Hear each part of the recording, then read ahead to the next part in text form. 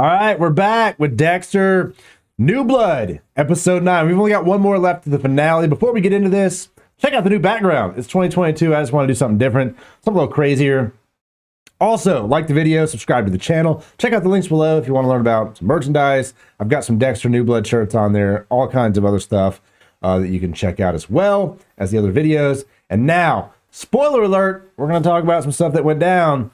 Most, I don't want to say that I kind of called it, but on the last video, I kind of called it. I got some of it right.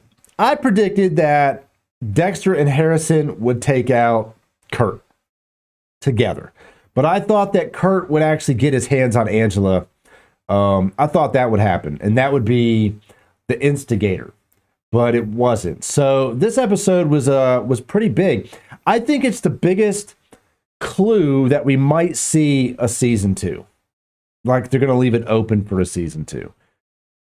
Some people don't think so because Michael C. Hall is going to potentially be in a reboot of 6 Feet Under. I looked into that. It's like in such early development, it's not even a thing. I don't know. We'll find out next week where this goes because Harrison's not old enough to take the code and be successful with it. He doesn't have enough knowledge of everything that Dexter's done to get away with murder his whole life. So I don't really see that happening. But let's get into it. So Kurt, obviously, big problem.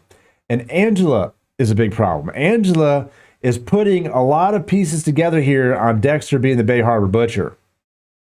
She's looking at those necks, man. She's like, this dude is most definitely the Bay Harbor Butcher. I don't even think that there's a question in her mind at the moment of whether or not, if maybe he could be. He is 1000% in Angela's mind the Bay Harbor Butcher.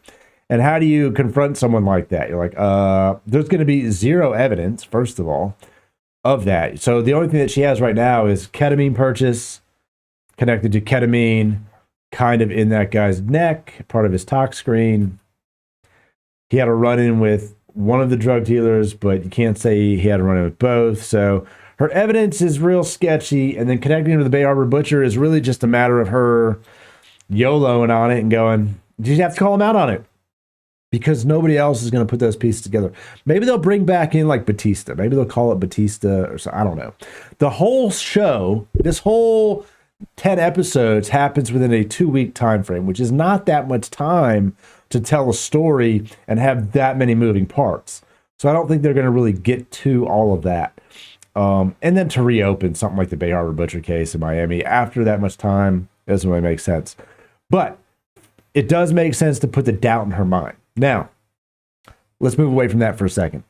Dexter, Harrison, and why that clown was kind of important.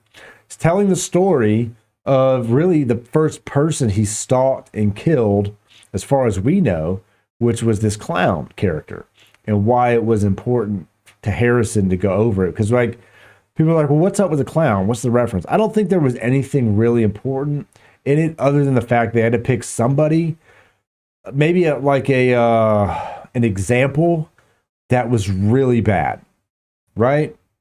So you obviously need someone who does something wrong, and doing something wrong to kids and children is, it's like the worst as it gets for most people. So picking that kind of character, making him dirty and grungy and just gross, it made it really easy to identify with. Like, you just looked at him, you're like, all right, no one cares if he kills this guy, right? This guy needs to go. So Harrison kind of identifying with that and slowly breaking it down. The way they did it, I really appreciate. I really appreciated the way that they did these flashbacks as he's telling the story to Harrison. And, whether or not he's going to actually come out and say that he killed him. And then how many times have you done this and all this shit. I mean, it was intriguing way to tell it. And then, them just going over to the whole Christmas morning thing with Angela and her daughter. And you're like, all right, well, this was super awkward. Like, as far as awkward moments go, hella awkward. And then Kurt showing up and then leaving to go stalk Kurt. Couldn't have been more suspicious. Like, the most suspicious shit we've ever seen. So, obviously, Kurt's not running. Dexter's not running. He wants to go get him. and he thinks he has enough evidence to take him out. So what do they need to do? Just get a little more. So him and Harrison go start the stalk. They stumble upon this little interesting little basement underground bunker that is, in the history of Dexter, probably the most impressive display of trophies we've seen yet. I mean, I thought maybe, I don't know what he would have, because we saw him doing something with the bodies like a mortician would. But what is he doing? We're like, what is he doing? What is he doing? How does he dispose of them? Well, he turns out he doesn't dispose of them at all. That's why no one's found them. And it's interesting that he didn't go back and get the original body, you know. At what point did he start putting them in little display trays like Barbie dolls? And then how does he keep them preserved so well? I don't know.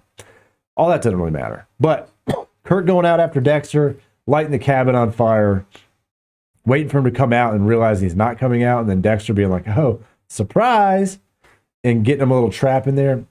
That was fun. That was pretty fun. I don't see how Dexter's going to explain where he was all night while the cabin burned to the ground. Oh, well, you know, we just got lost track of... Dude, all night? We went on an all-night hike in the freezing cold. Come on now. That'll make sense.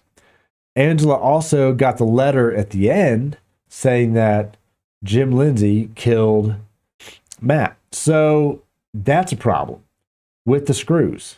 It was almost as if... What doesn't make sense about that is that Kurt would have had to have done that prior to going after Dexter, right? Or Jim, whatever. So what's that game plan look like? Because if he plans on killing him, why out him in the first place? So maybe that wasn't Kurt that put those there, because Dexter had one of the screws, right? Well, he used it. He used it to escape. I don't know. I don't know where that came from. It doesn't make sense that Kurt would leave the screws, the titanium screws, for her to find. If he planned on killing Jim to begin with, what's the point of that?